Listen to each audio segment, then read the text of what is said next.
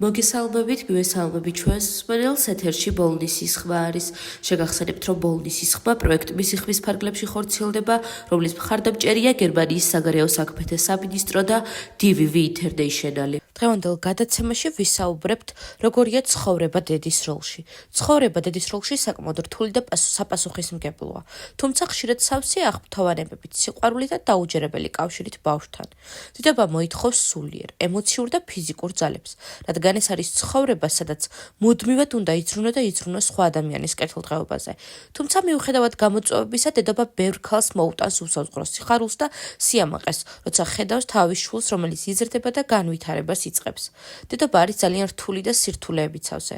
მას არ აქვს მხოლოდ ფიზიკური, არამედ ფსიქოლოგიური და ემოციური გამოწვევებიც ახლავს თან.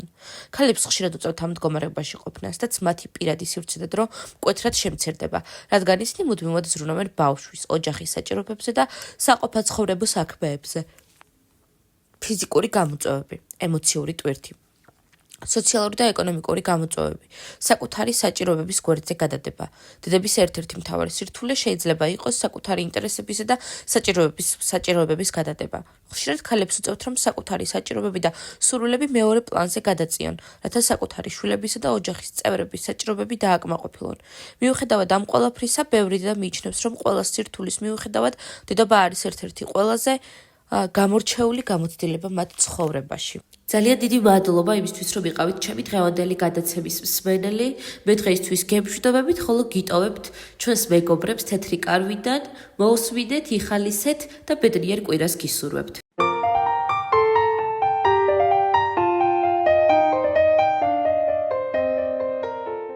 მოგესალმებით მეგობრებო, მე ვარ ნინი 37 წლის.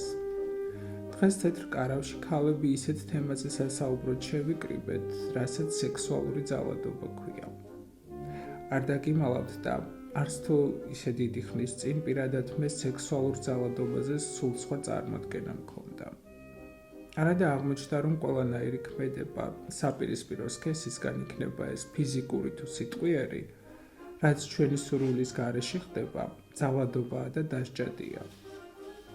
თითქმის ყველა ქალს ერთხელ მაინც განუცდია ეს შეურაცხყოფელი გრძნობა, მაგრამ ამაზე ყოველთვის გრცხვენოდა და გვერიდებოდა საუბარი. მადლობა ღმერთს, ახლანდელი თაობა მეტად არის ინფორმირებული და შესაბამისად უფრო დაცულებიც არიან. მე ჩემს ისტორიას მოგიყვებით. დაახლოებით 10 წლის წინ ერთ-ერთ ძალიან ცნობილ კომპანიაში დასახელებისგან მაინც თავს შევიკავებ, სტაჟიორად ამიყვანეს და ძალიან გახარებული ვიყავი. ვოცნებობდი, რომ იქ გამეგრძელებინა მუშაობა. ჩემი უფროსი ახალგაზრდა სიმპათიური მამაკაცი გახდა და განსაკუთრებულ ყურადღებას იჩენდა ჩემს მიმართ. ცოლიანი იყო და მისი მეუღლეც ჩვენთან მუშაობდა.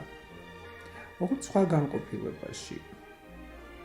ერთი წლის შეუღლებულები იყვნენ და ვფიქრობდი, რა კარგი წყვილია მეთქი. ერთხელაც მათ ყოფილ თანამშრომელს დედა გარდაეცვალა და ყველანი პანაშვიდზე წავიდნენ, მათ შორის ჩემი უფროსის ცოლიც. პირველად აღმოჩნდით ოთახში მარტო მე და ჩემი უფროსი, მაშინვე რაღაც უსიამოვნო წინათ გრძნობა დამეუფლა. უხერხულად ვიგრძენი თავი და მეც წასასვლელად მოვემზადე. უკვე გავდიოდი ოთახიდან, რომ მომაძახა. დამელო და მეც მოვდივარო. ლიფტში რომ შევიდით, უფრო დავიძაბე. უცებ ხელები მომხვია და ფხლაძუნი დამიწყო. ისე დავიბენი, აღარ ვიცოდი როგორ მომეშორებინა. ამასობაში ლიფტიც გაჩერდა, კარი გაიღო და თავთვით მოგლეჯილი გავიქეცი. ის იყო და მას მერე იქით აღარ გამიხედავს. ჩემი ნივთების წარმოსაღებადაც კი არ მივედი. ჩემ მშობლებს უთხარი აღარ მაინტერესებს იქ სიარული თქო. პირველად უყვები ამ ამბავს. არადა წესით უნდა მემხილებინა და მე კი არა ის ვაჟბატონი უნდა წაბრძანებულიყო. თანაც ისე რომ ცოლსაც გაეგო, როგორი ნაძირავას გვერდით ცხოვრობდა. ეს ხომ ჩვეულებრივი უსამართლობაა, რომელიც დამცირებულს და დათრგუნულს გტოვებს და მთელი ცხოვრება შეიძლება რომ დაუცველობის კომპლექსი ჩამოგიყალიბდეს. მოგესალმებით. მე ვარ მაკა 29 წლის. მეც პირველად ყვები ამ ამბავს და ზოგმა შეიძლება კიდეც გაიფიქროს, აქ რა იყო მოსაყოლიო.